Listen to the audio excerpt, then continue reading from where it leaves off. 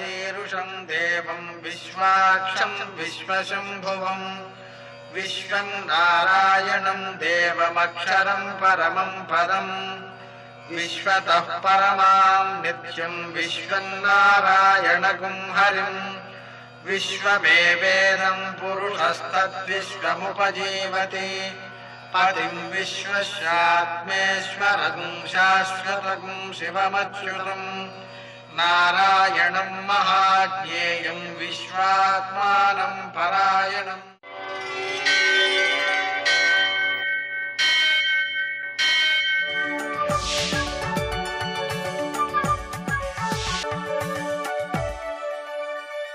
सूर्यशौर्यमथेन्दुरिन्द्रपदवी सन्मङ्गलं मङ्गलम्।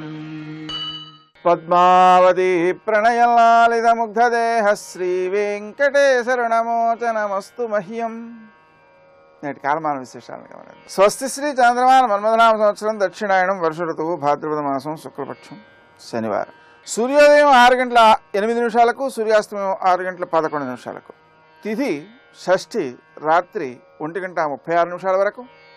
నక్షత్రం అనురాధ తెల్లవారుజామున 5:49 వరకు. వర్జం ఉదయం 8:14 నుంచి 9:57 వరకు. దుర్ముహూర్తం ఉదయం 6:08 నుంచి 7:44 వరకు. అమృతకాలం సాయంకాలం 6:35 నుంచి 8:19 వరకు. రాహుకాలం శనివారం కాబట్టి ఉదయం 9 నుంచి 10:30 వరకు. అష్టకౌలిక రీత్యా శుభప్రదమైన సమయం ఉదయం 11 గంటలకి. నేటి విశేషాలు: సూర్యషష్ఠి, పాపహర షష్ఠి, స్కంద దర్శనం. సూర్యషష్ఠి కావడం వలన సూర్యుడిని ఆరాధించడంతో మనము పాపములను తొలగించుకుని జ్ఞానమును వృద్ధి చెందించుకుని ఆరోగ్యమును, సమస్య పరిష్కార శక్తిని, రోగ నిరోధక శక్తిని పెంపొందించుకునే అవకాశాలు ఏర్పడతాయి. సూర్యప్రీతికరంగా నూనె పదార్థాలు తినకుండా ఉండడం, సూర్య నమస్కారాలు చేయడం విశిష్టమైన ఫలితాలను అందిస్తూ ఉంటుంది. ఈ సూర్యుడిని ఆరాధించడం వలన పాపాలు పోగొట్టుకుంటాం కాబట్టి దీన్ని పాపహర షష్ఠిగా కూడా వర్ణిస్తూ ఉన్నారు. అలాగే మనకు ఈరోజున్న విశేషాలలో స్కంద దర్శనం. షష్ఠి సుబ్రహ్మణ్య స్వామికి ప్రీతికరమైనటువంటి తిథి. ఈ రోజున సుబ్రహ్మణ్య స్వామిని పాలతో అభిషేకించుకోవడం, అలాగే దర్శనం చేసుకోవడం మొదలైన చర్యల వల్ల సుబ్రహ్మణ్య స్వామి యొక్క అనుగ్రహం సిద్ధిస్తుంది. లౌకికమైన అలౌకికమైన జ్ఞానముల యొక్క సమన్వయాత్మకమైన జీవన విధానాన్ని పొందాలంటే ఆయన్ని ఆరాధించాలి. అలాగే ఉత్తమ సంతానాన్ని పొందడం కోసం కూడా ఆయన్ని ఆరాధించాలి. జ్ఞానం అన్ని రంగాలలోనూ కూడా చాలా ముఖ్యమైనది. దానివల్లనే ఏ వ్యక్తి అయినా ఏ పనైనా సుందరంగా అందరికీ పనికొచ్చేలా చేయగలుగుతూ ఉంటాడు. కాబట్టి ఆ జ్ఞాన సిద్ధికి చిన్నపిల్లలు, ముఖ్యంగా చదువుకునేటువంటి విద్యార్థులు సుబ్రహ్మణ్య స్వామిని ఆరాధించుకోవడం ద్వారా తమ యొక్క జ్ఞానము పూర్తిగా సద్వినియోగమై ప్రజలకు ఉపయుక్తమైందిగా వాళ్లకు అవగాహన ఏర్పడుతుంది. ఈరోజు శనివారం కాబట్టి గోసేవ ద్వారా వెంకటేశ్వర స్వామికి ఆరాధన, దీపారాధన మొదలైనటువంటివి చేసుకోవడం ద్వారా శివునకు ఒక 1/2 కేజీ నల్ల నువ్వులతో పూజ చేసి వాటిని ఆవులకు పెట్టడం ద్వారా శని దోషాలను అధిగమించవచ్చు. గణపతి నవరాత్రులలో 3వ రోజు ఆ గణపతిని మనస్ఫూర్తిగా ఆరాధించుకోవడం ద్వారా ఆయన యొక్క అనుగ్రహాన్ని పొంది వ్యక్తి కృషిశీలతను పెంపొందించుకునే అవకాశం ఉంది. నేటి ఆణిముత్యాలు.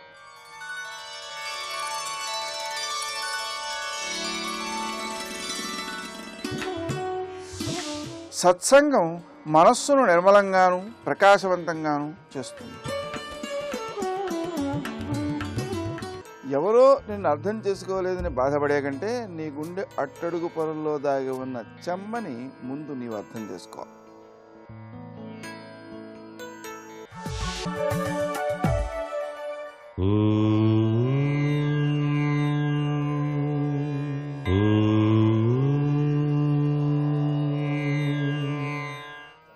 ఓం నమో నారాయణాయ. ఓం నమః శివాయ. శ్రీమాత్రే నమః. ఈ రోజున చాలా విశిష్టవంతమైనటువంటి షష్ఠీ తిథి. భాద్రపద శుద్ధ షష్ఠి. దీన్నే మనం సూర్య షష్ఠి అని చెప్పేసి కూడా అంటాం.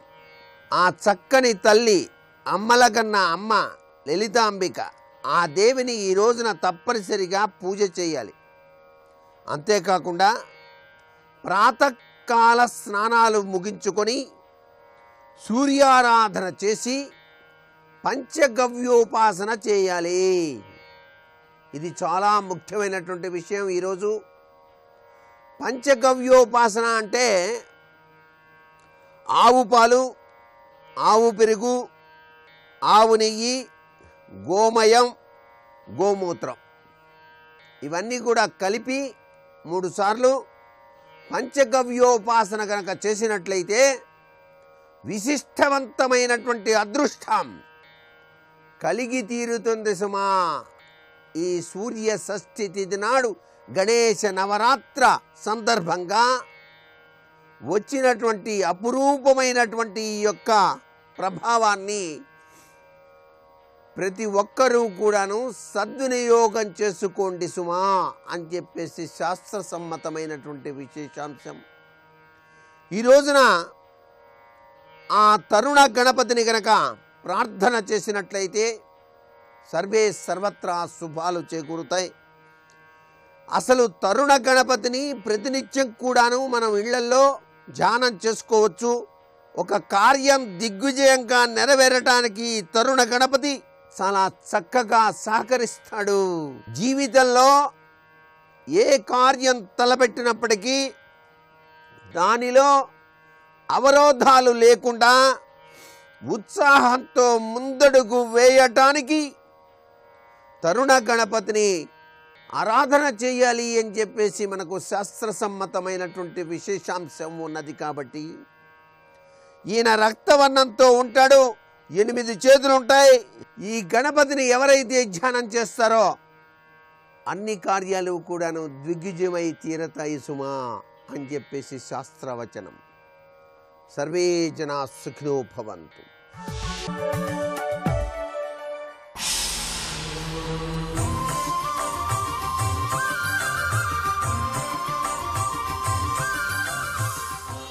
శతక సాహితీ సరస్వతికి నమస్కారం. అవిశ్రాంతం జన్మావధి సుకృత జన్మార్జన కృతాం సతాం శ్రేయకర్తుం కతిన కృతినః సంతి విబుధాః నిరస్తాలంబానాం అకృత సుకృతానాం తు భవతీం వినా అముష్మిన్ లోకే న పరమవలోకే హితకరం. ఓ గంగాదేవి, అవిశ్రాంతం జన్మావధి సుకృత జన్మార్జన కృతాం, ఈ లోకంలో విశేషమైనటువంటి పుణ్యకర్మలు చేసి పూర్వజన్మలో సత్పురుషులుగా జన్మించేటువంటి వారున్నారు కొందరు. వారు ఈ జన్మలో కూడా ఎందరెందరో దేవతలను ఆరాధిస్తూ ఎన్నెన్నో దానాలు, వ్రతాలు, యజ్ఞాలు ఆచరిస్తూ పరమాద్భుతమైనటువంటి సత్ఫలాలను పొందుతున్నారు. వారు ఆరాధించేటువంటి దేవతలందరూ కూడా వారు కోరినటువంటి శుభఫలాలను ఇస్తున్నారు. ఆ శుభఫలాలతో వారు అలా సత్పురుషులుగా సాగుతూ లోకంలో ఎంతో సత్కీర్తిని పొందుతూ ఎందరికో ఆదర్శంగా ఉంటూ ఉత్తమ లోకాలకు చేరుకుంటున్నారు. కనుక పూర్వకర్మ ఎంతో పుణ్యప్రదమైనదై ఆ పుణ్యప్రదమైన పూర్వవాసనలతో సత్పురుషుడుగా జన్మించి సత్కర్మలాచరించటం అది పెద్ద గొప్ప విశేషమేమీ కాదు. పాపకర్మలు చేసి పాపాత్ములై ఉండి ఏ దైవాన్ని విశ్వసించకుండా ఏ శాస్త్రాన్ని అధ్యయనం చేయకుండా నాస్తికులై తిరుగుతున్నటువంటి వారిని కూడా నీ జలముల దగ్గరకు వచ్చేసరికి ఆ జలములపై నుండి వెళ్ళినటువంటి గాలి చేతనే వారిని పావనులను చేస్తున్నావు. నీ జలములను వారి దాహం కోసం తీర్చుకుందామని వారు త్రాగితే వారిని పరమ పవిత్రులను చేసి వారికి ఈ సృష్టి యొక్క జ్ఞానాన్ని వారికి కలిగిస్తున్నావు. నేనేమిటి, ఈ సృష్టి ఏమిటి, ఇది ఎలా ఏర్పడింది, నేను ఎలా జన్మించాను, నేను చనిపోయి ఏమవుతాను, అసలు ఇలా ఎందుకు జరుగుతున్నది, ఈ జన్మ పరంపరలేమిటి, ఈ సృష్టి ఇలా ఎలా సాగుతున్నది అనేటువంటి వేదాంత జ్ఞానం వారికి కలిగేలా చేస్తున్నావు. కనుక భక్తి లేకుండా నీ దగ్గరకు వచ్చిన వారిని కూడా పావనులను చేసి పాపాలను తొలగించి వారికి జ్ఞానాన్ని కలిగించి ఆత్మబోధ చేస్తున్నావు. సత్కర్మలతో దేవతలను ఆరాధిస్తే వారు ప్రసన్నులై వచ్చి వరాలు ఇవ్వటం కాదు తల్లి, ఏ సత్కర్మ చేయనటువంటి పాపాత్ముడు నీ దగ్గరకు వచ్చినా సరే వానిపైన ప్రేమతో కరుణతో వాడి పాపాలన్నింటినీ తొలగించి వాడికి ఆత్మజ్ఞానం కలిగించి వాడు మోక్షాన్ని పొందేలా చేస్తున్నావు. నీ గొప్పదనం చెప్పటం ఎవరితరం అంటూ ఆ గంగాదేవి యొక్క కరుణాహృదయాన్ని ప్రస్తుతిస్తూ కవితాభరితంగా అద్భుతమైన శ్లోకరచన చేసి పరమాద్భుతమైన స్తోత్రాన్ని మనకు అందించిన మహాపండిత కవిశేఖరులు శ్రీ జగన్నాథ పండితరాయల వారి గంగాలహరిలోని మరి ఒక శ్లోకం గురించి రేపు ఉదయం తెలుసుకుందాం. ఓం శ్రీ గంగాదేవ్యై నమః. వందే సిద్ధి వినాయకం వందే బుద్ధి ప్రదాయకం నటరాజసుతం వందే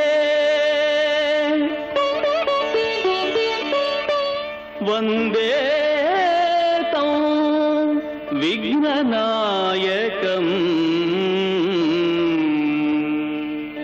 అంతరాయతిమిరోపశాంతయే శాంతపావనమచింత్య వైభవం తం నరం వపుషి కుంజరం ముఖే మన్మహే కిమపి తుందిలం మహః. శివాయ గురవే నమః. శ్రీమాత్రే నమః. శ్రీ విష్ణురూపాయ నమః శివాయ. శ్రీ మహాగణపతయే నమః. పరమాత్ముడైన గణపతి వరేణ్య మహారాజుకు చెప్పినటువంటి గీతలో సర్వము నేనే అనే విషయాన్ని ముందు ప్రస్తావన చేశాడు. అనగా ఒకే పరమాత్మ అన్ని విధములుగా విశ్వమునందు వ్యాపించి ఉన్నాడు.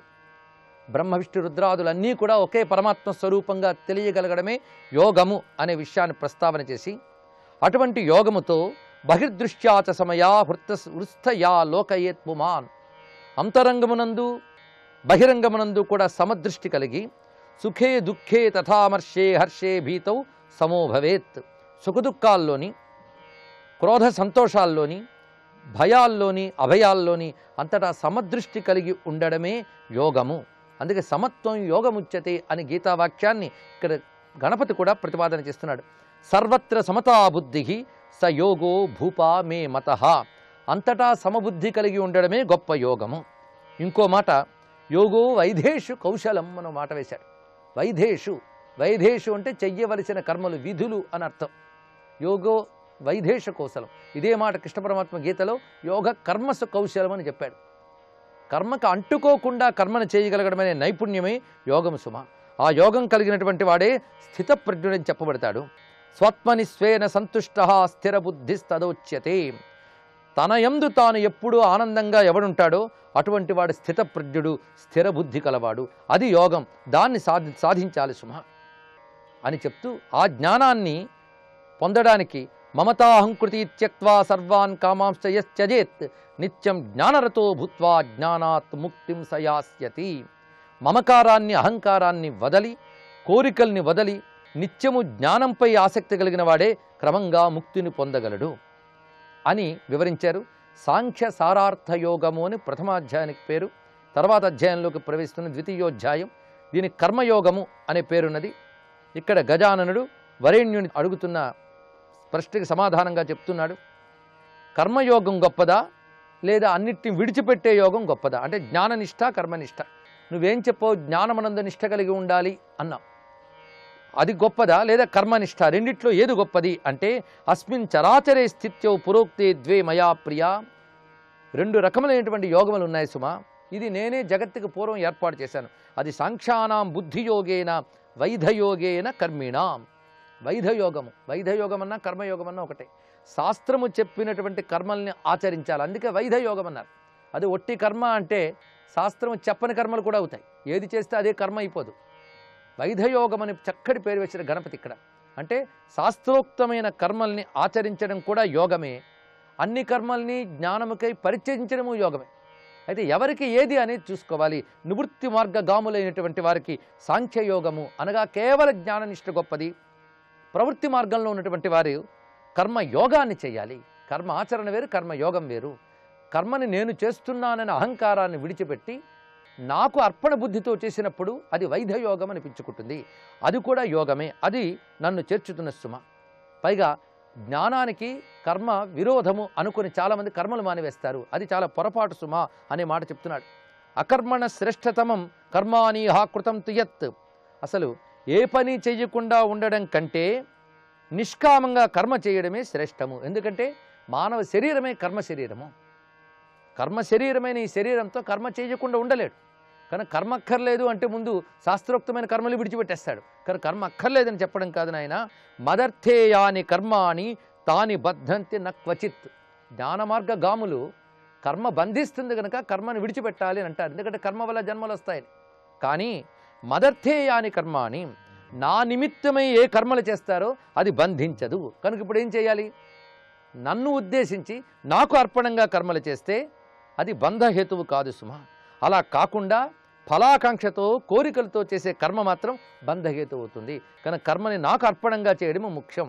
ఒక చక్కటి పద్ధతిలో చెప్తున్నాడు స్వామి. కనుకనే ఈ కర్మయోగం యొక్క సారం ఏమిటి? మదర్పణం, నాకు అర్పిస్తూ అహంకార విరహితుడవై కర్మని చేయు. ఇది అయితే ఇక్కడ స్వామి మానవుడికి అన్ని దుఃఖాలకి కారణము పాపమే. ఈ పాపం దేనివల్ల చేస్తున్నాడు, ఏది ప్రేరేపిస్తుంది పాపాన్ని అని అడిగాడు. చక్కటి మాట. దానికి సమాధానం చెప్తున్నాడు స్వామి. రెండే రెండు గుణాలు పాపానికి కారణం. అది కామక్రోధవు మహాపాపవు గుణద్వయ సముద్భవవు. కామము క్రోధము. ఒకటి కావాలనే కోరిక, అది తీరకపోతే వచ్చేటువంటి వ్యతిరేక భావం క్రోధం. ఈ రెండిటి వల్లే మానవుడు పాపం చేస్తాడు సుమహ. కామం వల్ల చేసేటువంటివన్నీ వ్యసనాల్లోకి తీసుకువెళతాయి. క్రోధం వల్ల హింసాత్మకమైన పాపం చేస్తాడు. ఈ రెండే పాపహేతువులు. ఈ రెండూ కూడా జయించాలి అంటే దానికి చక్కటి మార్గం చెప్తున్నాడు. ఇంద్రియ నిగ్రహం అనేది ప్రధానం. దానికి సాధన చేయాలి క్రమంగా. ఈ సాధనలు అనేక రకములు.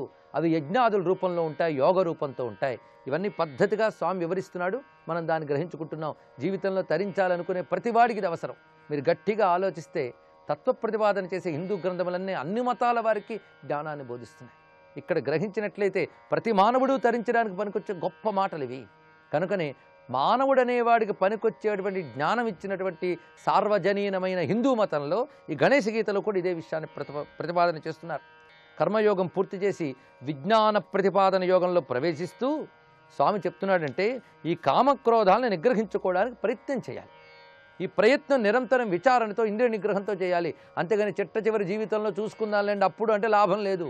గుర్తుపెట్టుకోవాలి, మొక్కై వంగనిది మానై వంగదు. మొదటి నుంచి సాధనలోకి ఉండాలి. కనుకనే పాప సంహరణం కోసం ప్రయత్నించాలి. ఇప్పుడు కొత్తగా చేయకుండా ఉండడం ఒకటి, ఇదివరకుడు చేసిన వాసనలు ప్రేరేపిస్తే మళ్ళీ పాపాలు చేస్తాం. కనుక ఇదివరకుడు చేసిన పాపములు పాప వాసనలు పోగొట్టుకోవడం, కొత్తగా చేయకుండా ఉండడం, ఈ విధంగా పాపనాశనం కోసం చేయవలసిందే యజ్ఞము. ఇది చాలా చక్కటి మాట చెప్పాడు. యజ్ఞం, యజ్ఞాలు అనేక రకాలు ఉంటాయి సుమ. కొందరు దేవయజ్ఞాలు చేస్తారు, కొంతమంది బ్రహ్మ విచారం అనే జ్ఞాన యజ్ఞం చేస్తారు. ఈ రెండూ గొప్పదే. ఇంకోటి సంయమ యజ్ఞం అని అంటారు. సంయమ యజ్ఞము అంటే ఇంద్రియాలను నిగ్రహించుకోవడం. ఇది కూడా యజ్ఞమే. ఆత్మ సంయమ రూప యోగాగ్ని అన్నాడు. ఇక్కడ వరుసగా ఎన్ని యజ్ఞాలు చెప్తున్నాడు చూడండి. ఇలాగ ద్రవ్య యజ్ఞము, జ్ఞాన యజ్ఞము, ఆత్మ సంయమ యజ్ఞము, ఇంకొకటి తపస్వాధ్యాయ యజ్ఞము. తపస్సు స్వాధ్యాయము అనగానే ఇక్కడ పవిత్రమైన గ్రంథాలను అధ్యయనం చేయడం, ఆధ్యాత్మిక సాధనలు చేయడం, జపతపాలు చేయడం కూడా యజ్ఞమే. ఇంకోటి యోగ యజ్ఞము. ఇక్కడ యోగ యజ్ఞం అన్నప్పుడు యోగం గురించి చెప్తున్నారు. ఇందాక చెప్పిన యోగానికి దీనికి తేడా ఉంది. అదేమిటంటే ప్రాణాయామ రూపమైనటువంటి యజ్ఞము. ప్రాణేపానం తథా ప్రాణమపానే ప్రక్షిపంతియే. రేచక పూరక కుంభకాలతో శాస్త్ర ప్రకారంగా ప్రాణ నియమాన్ని చేయగలిగితే అది కూడా యజ్ఞమే. ఇలా అనేక రకాల యజ్ఞాలు ఉన్నాయి. ఈ యజ్ఞాలన్నీ కూడాను నియమబద్ధుడు ఎవడు చేస్తాడో అటువంటి వాడే ప్రపంచంలో ఏదైనా అనుభవించడానికి అర్హత ఉన్నవాడు. చాలా చక్కటి మాట చెప్పారు. ఇప్పటి వరకు చెప్పిన ద్రవ్య యజ్ఞ, తపోయజ్ఞ, స్వాధ్యాయ యజ్ఞ ఇవన్నీ చేసినటువంటి వాడే ప్రపంచంలో అన్నం తినడానికి అర్హుడు అన్నాడు. ఇక్కడ గొప్ప మాట. అటువంటి వాడు తిన్న అన్నమే అమృతమవుతుంది. ఈ యజ్ఞాలు చేయకుండా కేవలం తినడం కోసం బ్రతికేవాడు, బ్రతకడం కోసం తినేవాడు, అటువంటి వాడిని పాపాత్ముడు అంటారు సుమా. అయజ్ఞకారిణో లోకో నాయమన్యక్కుతో భవేత్. యజ్ఞము చేయకుండా బ్రతికేవాడికి ఇహలోకం లేదు, పరలోకం లేదు. కనుకని ఈ యజ్ఞమునందే సర్వము ప్రతిష్ఠింపబడింది. ఎంత చక్కగా యజ్ఞ విజ్ఞానాన్ని చెప్పాడు. అందుకే సర్వేషాం భూప. అయితే ఇన్ని యజ్ఞముల్లో ఏది గొప్పది అంటే జ్ఞానయజ్ఞం పరోమత, జ్ఞానయజ్ఞం గొప్పది అన్నాడు ఇక్కడ. ఎందుకంటే అన్ని కర్మలు ఈ జ్ఞానంలో లీనం చేయడానికే వచ్చాయి సుమా అని. అలాగని చెప్పి మిగిలిన వదిలిపెట్టమని కాదు, జ్ఞానయజ్ఞం ప్రధానంగా భావిస్తూ మిగిలినవి కూడా చెయ్యాలి అని చెప్పడం ఇక్కడ. అయితే ఇటువంటి జ్ఞానయజ్ఞమునందు నిష్ఠ కుదరాలి అంటే సత్సాంగత్యం అనేది చాలా ప్రధానము. సత్సాంగత్యం అంటే ఇటువంటి విషయములు బోధించే వారితో సాంగత్యం, సత్పురుషులతో సాంగత్యం, సద్విషయాలతో సాంగత్యము. సద్గ్రంథ పఠనం చేస్తూ విచారణ చేయడం కూడా సత్సాంగత్యమే. అందుకు పవిత్రమైన జ్ఞానాన్ని సంపాదించడం కోసం సత్సాంగత్యము, భగవద్భక్తి ఈ రెండూ చాలా ముఖ్యమైన సుమ అని వివరించి తర్వాత ఈ విజ్ఞాన ప్రతిపాదనమనే యోగాన్ని పూర్తి చేసి తర్వాత విషయంలోకి ప్రవేశిస్తున్నాడు. ఇందులో ప్రధానంగా ఆత్మ సంయమ యజ్ఞం గురించి వివరిస్తున్నారు. ఇది చాలా ముఖ్యం. కర్మయోగానికి కానీ భక్తి యోగానికి కానీ జ్ఞానయోగానికి కానీ కావలసింది ముందు మనస్సును నిగ్రహించడం. అది ఉంటేనే అన్ని యోగాలు. అది లేకపోతే కర్మయోగము పనిచేయదు, భక్తి యోగం పనిచేయదు. కనుక మనోనిగ్రహణం చేయాలి అంటే దానికి ప్రాణాయామము, జపము ఇత్యాదులు పనిచేస్తాయి. అందుకోసం చేయాలి ప్రాణాయామాలు. అందుకని ఫిట్నెస్ కోసం చేసే హెల్త్కి సంబంధించిన యోగాస్ చెప్పట్లేదు ఇక్కడ గణపతి. ఇక్కడ చెప్తున్నది ఆధ్యాత్మిక సాధనలో మనల్ని పవిత్రం చేసే గొప్ప యోగము ఈ ప్రాణాయామ యోగము. ఇది పాపనాశనానికి అత్యంత శ్రేష్టము అన్నారు. ఇక్కడ జపం చేసినా, ధ్యానం చేసినా, పూజ చేసినా హైందవ సంస్కృతిలో ప్రాణాయామం చాలా ప్రధానమైనటువంటిది. అయితే ఏ ఆధ్యాత్మిక సాధనైనా ఎప్పుడు చేయాలో చెప్తున్నాడు. కారణే సతి కామస్య క్రోధస్య సహతే చ యః. పాపాన్ని నిగ్రహించుకోవాలంటే కామక్రోధాలు పుట్టే వయస్సులో చేయాలన్నాడు. అంటే అర్థం ఏంటి? కామక్రోధాలు ఏ వయస్సులో పుడితే? బాల్య యవ్వనాదుల్లోనూ దొరుకుతాయి. అప్పటి నుంచే సాధన చేయాలి. అందుకే శరీర పాటవం ఉన్నప్పుడే ఆధ్యాత్మిక సాధన చేయాలని గట్టి మాట ఇక్కడ చెప్పి గురువుల దగ్గర సరైన పద్ధతి నేర్చుకుని ఆసనంలో సమాసీనుడి కూర్చొని సంస్థభ్య భృకుటి మాస్తే ప్రాణాయామ పరాయణ, దృష్టిని భ్రూమధ్యంలో నిలిపే ప్రయత్నం చేసి ఈ ప్రాణాపాన వాయువులను నిరోధించేటువంటి పద్ధతిలో రేచకపూర కుంభకాదులు చేయాలి. ప్రాణాయామాలు 12 రకాలన్నాడు ఇక్కడ. ప్రాణాయామై 12 ఇన్ని రకాలు ఉన్నాయి. ఇందులో ధారణకి పనికొచ్చే ప్రాణాయామం అత్యుత్తమం సుమా. అందులో ప్రాణాలను నియంత్రిస్తూ మనస్సును నిలబెట్టే ప్రయత్నం చేస్తారు. అది ఉత్కృష్టమైన ధారణ రూప ప్రాణాయామము. ఈ ప్రాణాయామాన్ని సాధన చేయాలి అని వివరిస్తూ ఉన్నాడు ఇక్కడ. ఆ యోగము ఆ తర్వాత జపము, ప్రాణాయామము, ధ్యానము, జపము ఎలాంటి చోట చేయాలి, ఎలా చేయాలో వివరిస్తున్నాడు. ఆ విషయాలు రేపు తెలుసుకుందాం. సర్వం శ్రీ మహాగణపతి చరణారవిందార్పణమస్తు.